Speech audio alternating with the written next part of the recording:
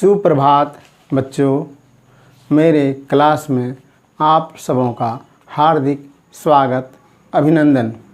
अभी मैं आप लोगों को JCERT पाठ्यक्रम पर आधारित वर्ग षष्ठ का संस्कृत विषय पढ़ाएंगे। इसका सप्तम पाठ है समुद्र तट।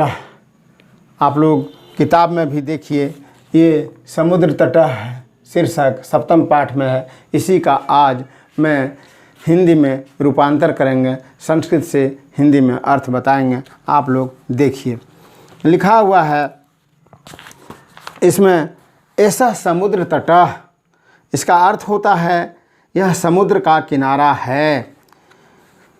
तत्र जना पर्यटनाय आगच्छन्ति, लोग यहाँ घूमने के लिए आते हैं।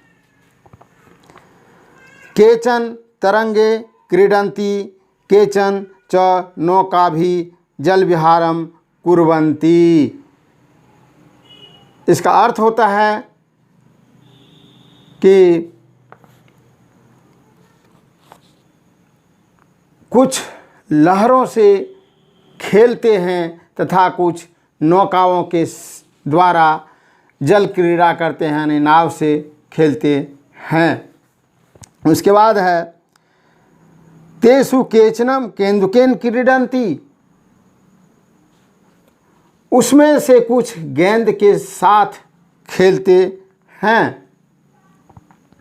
उसके बाद आगे लिखा है बालिका बालिका च बालुका भी बालुका गृहम रचयन्ति। इसका अर्थ होता है लड़कियां और लड़के बालू मिट्टी के बालू का घर बनाते हैं।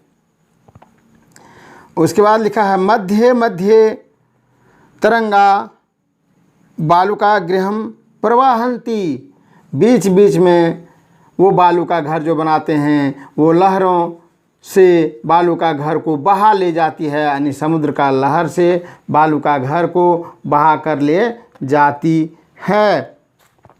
आगे लिखा है ऐसा क्रीड़ा प्रचलती एव, मतलब ये खेल बराबर चलता रहता है।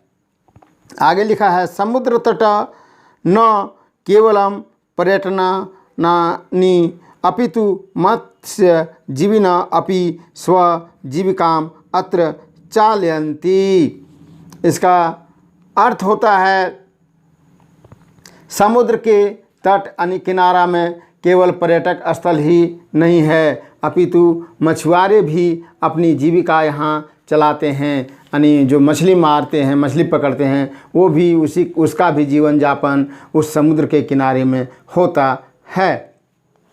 आगे लिखा है अस्माकं देशे वह समुद्र तटा सन्ति। इसका अर्थ होता है कि हमारे देश में बहुत से समुद्र का किनारा है, बहुत से समुद्र का तट है। एतेषु मुंबई गोवा कोची कन्याकुमारी पूरी तटा अतीव प्रसिद्धा सन्ति। इनमें मुंबई गोवा कोची कन्याकुमारी विशाखापत्तनम और पूरी के तट बहुत प्रसिद्ध है। गोवा तट विदेशी पर्यटकभ्य समधिकम रोचते। गोवा का जो किनारा है वहाँ विदेशी पर्यटक को कुछ ज़्यादा ही भाता है, कुछ ज़्यादा अच्छा लगता है। उसके बाद आगे आपका लिखा हुआ है विशाखापत्तनम विदेशी के व्यापाराय प्रसिद्ध, मतलब विशाखापट्टनम जो है वो विदेशी व्यापार के लिए प्रसिद्ध है। वहाँ विदेशी व्यापार लोग करने आते हैं। कोची तट नारिकेल फलेभ्य ज्ञायते, मतलब कोची का जो तट है वो नारियल के फलों के लिए जाना जाता है। उसके बाद आगे लिखा है मुंबई नगरस्य जुहू तटे सर्वे जना स्वैरम विहरन्ति। इसका अर्थ होता है मुंबई शहर के जुहू तट पर सब लोग बेरोक टोक घूमते हैं, यानी लड़का लड़की एक साथ घूमते हैं, कोई उसका पकड़ नहीं है, बेरोक टोक वहाँ घूमते हैं, कोई कहने वाला नहीं है। आगे लिखता है चेन्नई नगरस्य मेरिना तटः देशस्य सागर तटेषु दीर्घतम। चेन्नई जो शहर है उसका मेरिना तट देश के सागर तटों में सर्वाधिक लंबा है, यानी चेन्नई का जो शहर है वहाँ मेरिना तट है, वो देश का सबसे लंबा किनारा है। आगे लिखता है, देखिए, भारतस्य त्रिषु दिशासु समुद्र तटः सन्ति। मतलब भारत जो है, भारत के तीनों दिशाओं में समुद्र का किनारा है। अस्मात् एव कारणात् भारत देश प्रायद्वीप अति कथयन्ति। इसी कारण से भारत को प्रायद्वीप भी कहते हैं।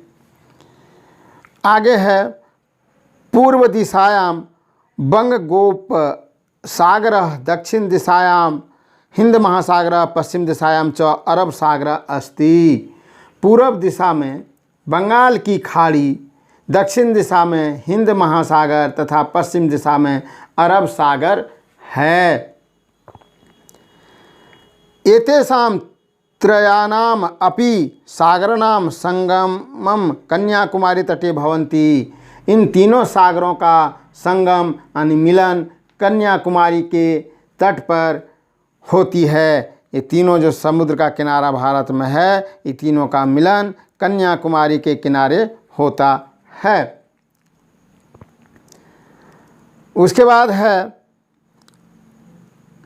अत्र पूर्णिमाया चंद्रोयम सूर्यास्तम च युगपदेव द्रष्टुम शक्यते। यहाँ पूर्णिमा का चंद्रोदय तथा सूर्यास्त एक साथ देखे जा सकते हैं। यहाँ पूर्णिमा और पूर्णिमा में जो चंद्रोदय होता है और सूर्यास्त होता है, ये एक साथ देखा जाता है। कहाँ पर? जहाँ तीनों समुद्र का संगम है, मिलन हुआ है, वहाँ पर। तो बच्चों, ये कहानी का अर्थ यहीं तक था, इतने ही था। इसको आप लोग देखें और जैसे मैं बताया वैसे आप लोग पढ़ें, लिखें। यदि कहीं दिक्कत हो तो मेरा YouTube चैनल को बार बार चलावें इस पाठ को और देखें, समझें और इसका अर्थ हिंदी में लिखें। आगे हम आप लोगों को इसका जो है प्रश्नोत्तर लेके आएंगे हैं और अभ्यास कराएंगे कैसे इसका प्रश्नोत्तर किया जाएगा इस पाठ का। तब तक के लिए आप लोग पढ़ें, लिखें, खुश रहें, मस्त रहें। जय हिंद, जय झारखंड।